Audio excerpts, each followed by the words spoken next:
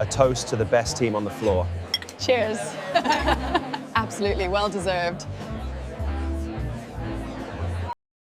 I never thought one careless night could make me look at my own marriage like a stranger, watching a life that just didn't feel like mine anymore.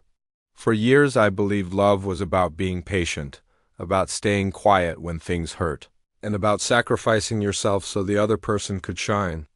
What I didn't realize was that in doing all that, I had slowly erased myself. My wife, Emily, was ambitious.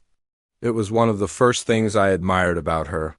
She was confident, driven, and always chasing something bigger. I was different. I liked stability, quiet mornings, and simple goals. Back then, our differences felt like they complemented each other. But over time, they became a gap, and neither of us noticed how wide it was getting. That night was supposed to be a celebration. Emily got a big recognition at work, and she insisted we go out with her colleagues. I really didn't feel comfortable, but I agreed. I told myself I was being supportive, that this is what a good husband does. I put on my best shirt, practiced polite conversation in my head, and tried to get ready for feeling completely out of place. From the moment we arrived, I felt invisible. Conversations just flowed right around me, full of inside jokes and work talk I couldn't relate to. I smiled when I was supposed to, nodded when someone spoke to me, and stayed quiet the rest of the time. What hurt wasn't the strangers, it was Emily. She barely looked at me. When she did, it was with this distracted smile, as if I were just another object in the room. At some point, one of her coworkers made a joke about my job. It wasn't openly cruel, but it had that sharp edge people use when they think they're being clever.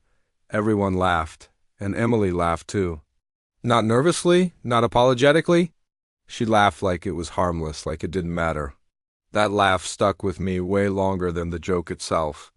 Later, someone asked how we met, and Emily told the story in a way I barely recognized. She exaggerated my awkwardness, turned my seriousness into a punchline, and basically painted herself as the one who had settled. Again, more laughter, and again silence from me. Something inside me just shifted. It wasn't anger at first. It was clarity. I realized I had been shrinking myself for years to make her life easier. I'd stopped talking about my own dreams because they seemed so small next to hers. I'd accepted being overlooked because I thought love meant endurance. But sitting there, listening to my own wife reduce me to a joke, I finally understood that love without respect is just loneliness with company. I stood up quietly. No shouting, no dramatic exit.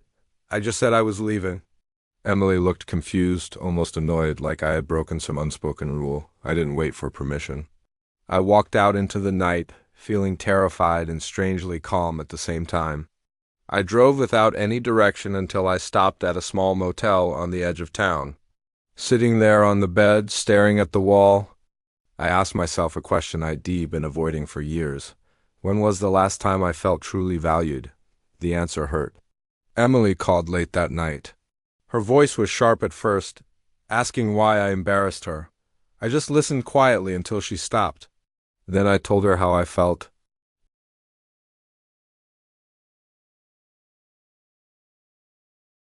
For the first time, there was silence on the other end of the line. She didn't interrupt. She came to see me the next morning. She looked exhausted, completely stripped of her usual confidence. She apologized, not perfectly, not magically, but honestly.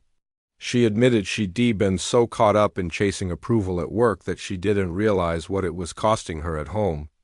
She said she thought I was strong enough to handle it, that my silence meant I was fine. I told her silence isn't strength.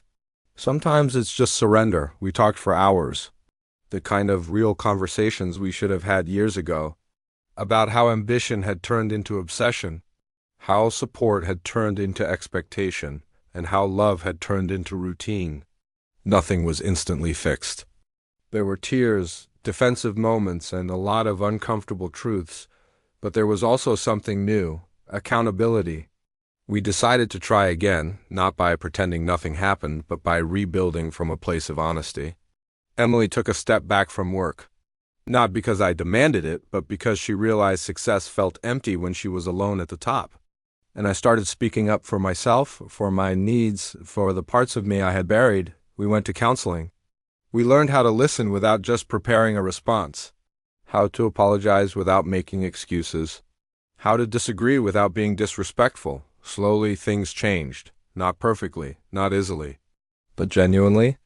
Months later, I noticed something small that meant everything. We were at a gathering and someone made a joke about me again. Before I could even react, Emily shut it down, calmly and firmly. She didn't look at me for approval. She didn't laugh it off. She simply chose respect. That was the moment I knew we were no longer the same couple. Our marriage didn't survive because of love alone. It survived because we relearned what partnership actually means. It's not endless sacrifice. It's not silence in the name of peace. It's two people standing side by side, fully seen and fully heard. Sometimes it takes almost losing everything to understand what truly matters. And sometimes walking away is the first step toward finding your way back, either to each other or to yourself. In my case, it was both. Thank you for listening.